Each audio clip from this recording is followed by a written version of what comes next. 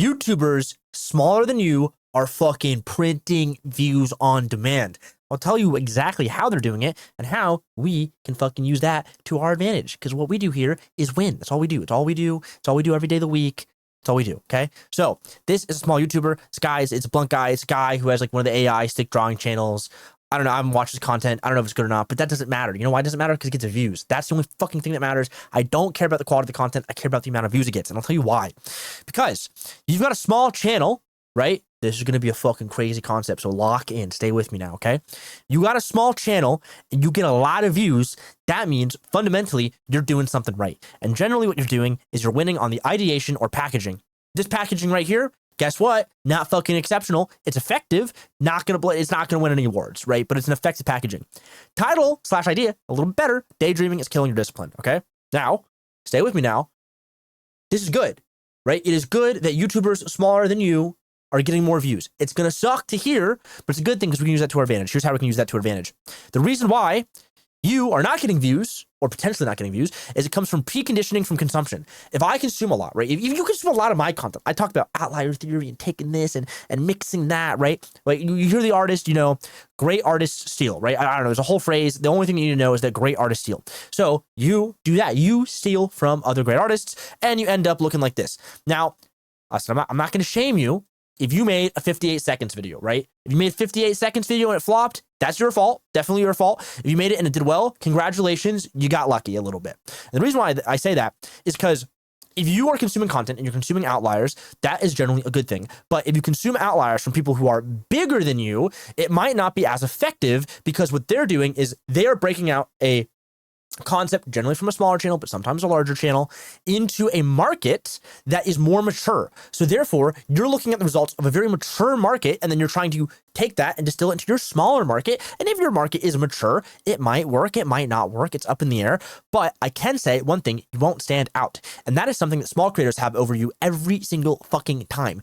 Most small creators are creators out of passion. They're not preconditioned by outliers. They're not preconditioned by formats that work. And because of that, they are uniquely creative in ways that you are not. That is the key. They stand out because they're uniquely creative because they don't have these, you know, patterns. They're not like locked in this thing. But if you did do this, right, I'm not gonna say it's not bad. If you make a 58-second video, guess what? It could work. It could not work, right? But one thing is for certain, you will not stand out. You will not have an impact. And I know that because you'll end up looking like this. You'll end up creating slop that everyone else makes. I will make a 58-second video eventually because I am a slave to the slop. I love the slop, right? But it's effective. It works, right? You won't stand out. And the reason why the smaller creators get so many fucking views, they get so many goddamn views, a ridiculous amount of views, is because they are not preconditioned from consumption. They likely consume content that inspire them to make content, but they're not doing it in the fashion that we would do it, which is very optimized. They are very unoptimized, and their unoptimization leads to really interesting innovation because they don't know what is right or wrong. They're just trying things outside of the norm. If you were a bigger creator, you actually don't have this freedom because you have to follow a set like standard rules. You got to hit certain KPIs. You got to do this. You got to do that. You got to do all this, right? And because of that, what ends up happening is that you fall into the trap that everyone else does, where you make content that is very similar to what everyone else does. You don't offer any unique advantages. You might have a good baseline views. You might get a few outliers, but you'll never stand out and you'll never make an impact. I can promise you that. Smaller creators are not restricted by those guidelines. They are free spirits, can do whatever the fuck they want because they don't know what's right or wrong. Therefore, they create not slop content and they get crazy outliers. And you'll end up looking like this. You'll end up like the guy in red in the robots looking this way. And this is actually a great channel to even look at. This is Modern Ideas. I'm not too sure if he's a friend of the channel. I know he consumes my content. If you're watching, let's get on a call. I'd like to talk to you.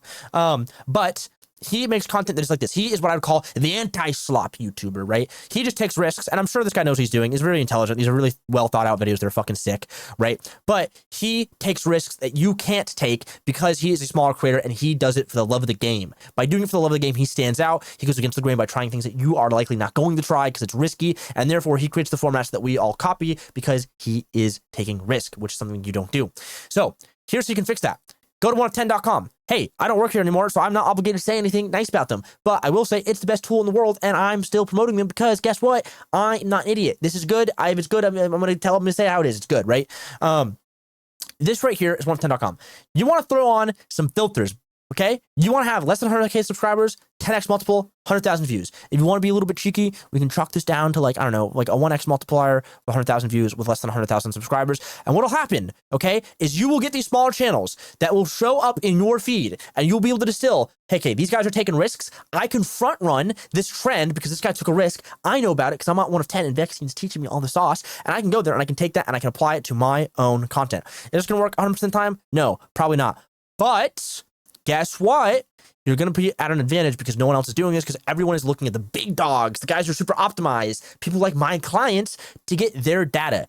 But guess what? You could just fucking front run that whole process, throw some filters on, and you can find some thumbnails and idea formats that are not tainted by the preconditioning of consumption and not tainted by the general strategy. Therefore, you're finding things that are against the grain, that are uniquely independent, that are really, really interesting ideas that you might not have seen otherwise, that will be plus EV, to be plus expected value because no one else is doing them, and you'll be the first to the market in your market, whether it's mature or not mature, with these new ideas that are found from these smaller creators that are taking risks because they don't know what's right or wrong. Therefore, they're trying things that they're passionate about. And if it hits, it hits. And you can take advantage of the fact that their success is your success. You can stand on the shoulder of little dwarves instead of giants. If I make a video that is inspired by Alex Hormozy, guess what? I'm not reinventing the wheel. But if I find a dude with 3,000 subscribers that makes a 50,000 view banger that no one's ever seen before because it's just fucking sick, guess what? We're copying that. And when I mean copying, I mean stealing artistically, of course, because great artists steal.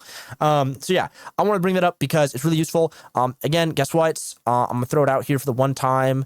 If I go here to, and I use this guy in my last video, but it's like, you know, when you hit a streak of success like I have, you're going to use it every day of the week. I got this channel here. Sometimes, occasionally, we find smaller channels and we're like, man, that's a good concept. Can we spin that? Is there anything we can twist there? And when we do, guess what? We run that shit up crazy style. The most terrifying depiction of the strongest, that video, 134,000 views. Not an outlier yet, but 134,000 views, and it's surrounded by a bunch of videos that are bangers. Guess what? Guess what? You guys ready for this? Are you guys fucking ready for this? This is how I know what I'm talking about. And every other guru that like just says shit like, dude, show the fucking proof, right? I can't spell very well. I dropped out of college. So keep that in mind. But when it comes to YouTube, I'm artistically a genius. This guy right here, the most terrifying depicting a magic. He's got 35,000 subscribers. He uploaded this. This is a small channel and a channel under 100,000 subscribers. That's a small channel. 35,000 channel, 35,000 subscribers. He hit a devious 100x lick, 1.6 million views 5 months ago. We took that shit and we did that. We remixed it. We kind of cooked. We're getting 100,000 views because of it. Guess what? It fucking works. Because this guy is not tainted by the shit that works and what doesn't work. He's just making shit passionately, and we can use that and we can optimize that and we can squeeze all the creative juices out of that for our benefit with our own little twist on it. And yeah, that's how it works. That's how it goes. Again, I know what I'm talking about.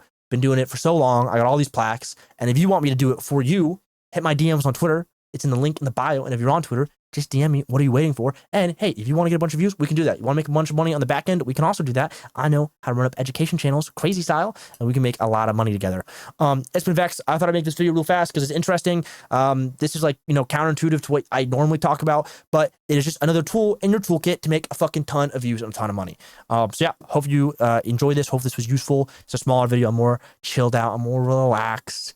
And we got more videos on the way.